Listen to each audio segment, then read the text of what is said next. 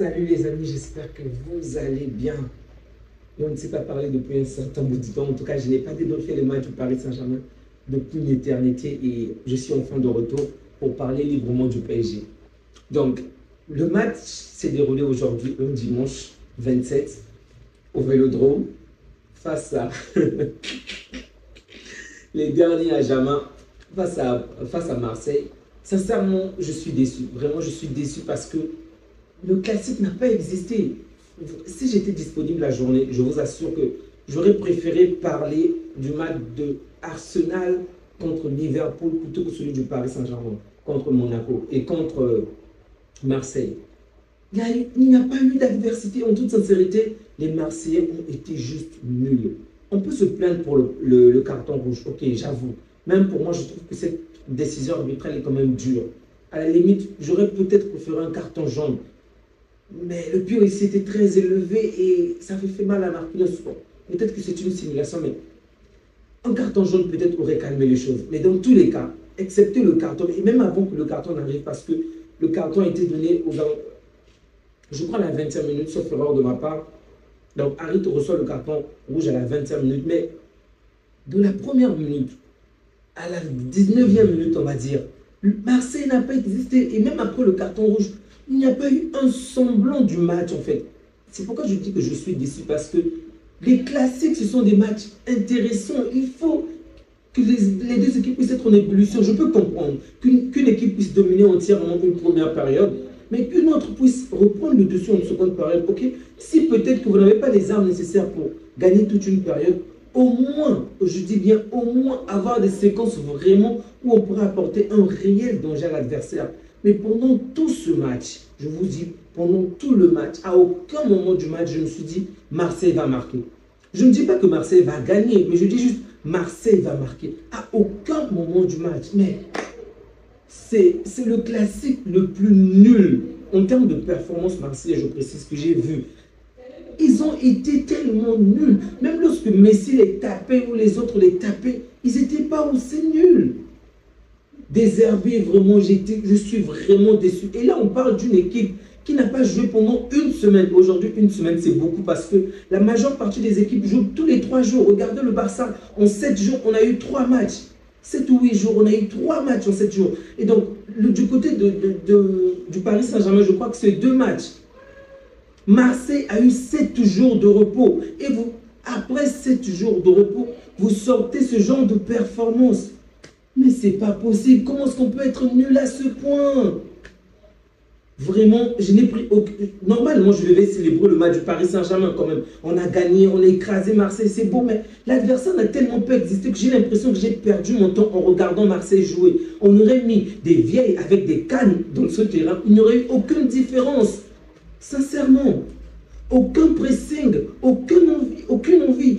Ils étaient dans leur camp. Attendez, vous êtes mené au score et c'est vous qui jouez la montre. Vous êtes mené au score. Il n'y a aucune intention de faire du mal à l'adversaire. Mais à quoi ça sert de jouer à domicile? En fait, ça me fait tellement mal de voir les supporters qui se sont donnés à fond. Regardez les typhons, regardez le feu. Ils étaient en pleine ébullition malgré que l'équipe se faisait chicoter à domicile. Même, je répète, même au stade Bernabéu, on n'a pas vu autant d'engouement. Je n'ai pas vu autant, comment dirais-je, je n'ai pas vu des sporteurs célébrer autant, sincèrement. Alors qu'on les menait 3-0. Mais regardez encore les images.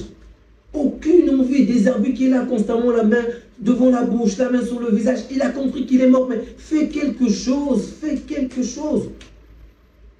On pouvait voir Wai, les autres, la main sur la joue, par-ci, par-là. On a compris que vous êtes dépité, mais vous n'avez rien fait. C'était quoi la tactique? Jouer la carte défensive sans pour autant presser, alors que de l'autre côté, il y a un pressing intense. Je peux comprendre que vous puissiez faire ce style, par exemple, si le score est de parité, au minimum, vous recherchez un match nul, je peux le comprendre. Mais l'adversaire marque. Le premier but, je crois que ça passe à la 9e minute, ok, 7e minute, pardon. Donc, le premier but, l'adversaire marque à la 7e minute. Un but tôt. Changez de tactique. Changez de tactique.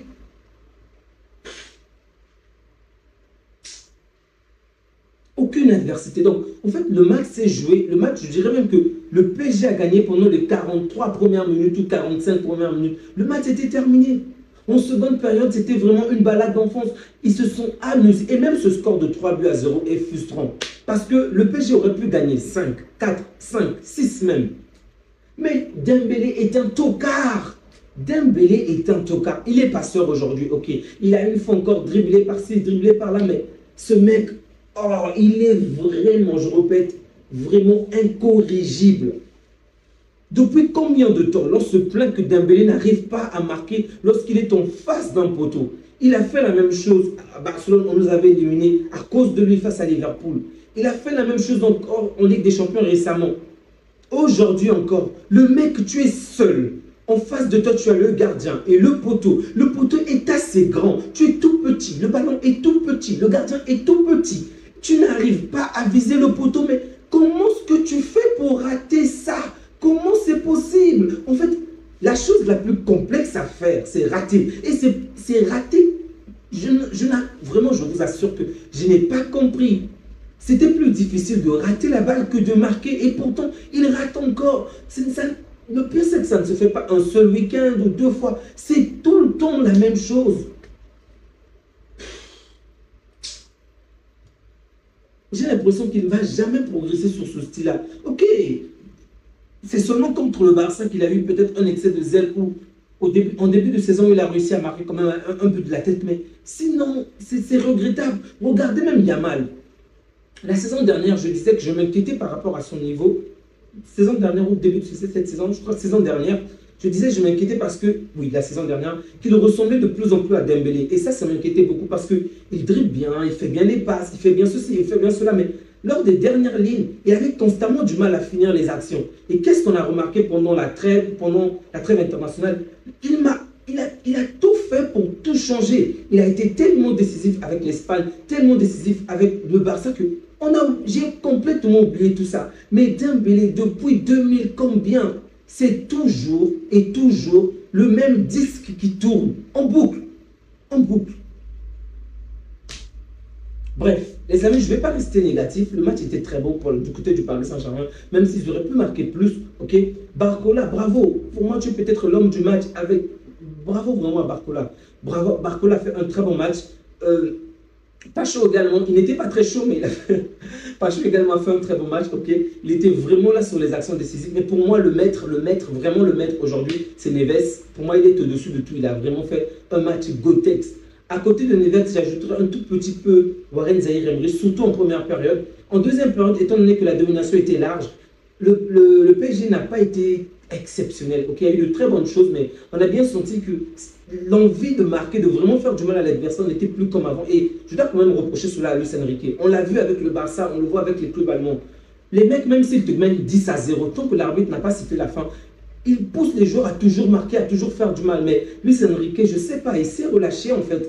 On a vu son équipe, il y avait toujours un certain pressing, mais ils n'étaient pas vraiment chauds à faire du mal à l'adversaire. À la limite, ils s'amusaient deux fois. Bref, on peut dire que c'est le manque d'efficacité des joueurs parisiens également qui a peut-être joué dans les dernières lignes, mais ça se voit également avec la mentalité du coach. J'aurais souhaité en fait, pas qu'il les mette la pression, mais qu'il fasse savoir qu'il veut vraiment qu'il marque, qu'il veut vraiment que ces joueurs puissent constamment aller de l'avant et faire du mal à l'adversaire. Ça devait être tellement beau de donner la manita à cette équipe. En fait, pour montrer à tout le monde de quelle manière, aujourd'hui, cette équipe est devenue tellement, je répète, tellement nulle. Vraiment. Ce n'est pas pour me moquer des Marseillais, vraiment, je vous assure, c'est vraiment d'une manière impartiale, ok? Je n'ai jamais vu Marseille jouer autant mal, vraiment, autant mal. Ma déception est grande, ok? Bref, les amis, on va s'arrêter là, ok? Je vous souhaite un agréable week-end. Merci à toutes ces personnes-là qui continuent à soutenir la chaîne à travers les likes, vos abonnements. Ça me fait énormément plaisir. Vraiment, vous n'avez pas idée à quel point ça me fait plaisir de voir cette chaîne grandir de petit à petit. Nous avons dépassé la barre des 1000 abonnés et vraiment bravo à vous. Et ça ne cesse d'augmenter encore et encore. Donc, je vous dis merci encore une fois. Merci, merci, merci à chacun de vous. Continuez à liker, continuez à soutenir la chaîne à travers le partage. Continuez à vous abonner pour ces personnes qui ne sont pas encore abonnées. Et notre communauté va davantage s'agrandir ainsi. Si vous avez des choses à partager à travers le chat, n'hésitez surtout pas à faire savoir quel est votre point de vue par rapport à ce match ou même d'autres sujets. Prenez soin de vous les amis et que Dieu vous garde. On se dit à bientôt. Au revoir.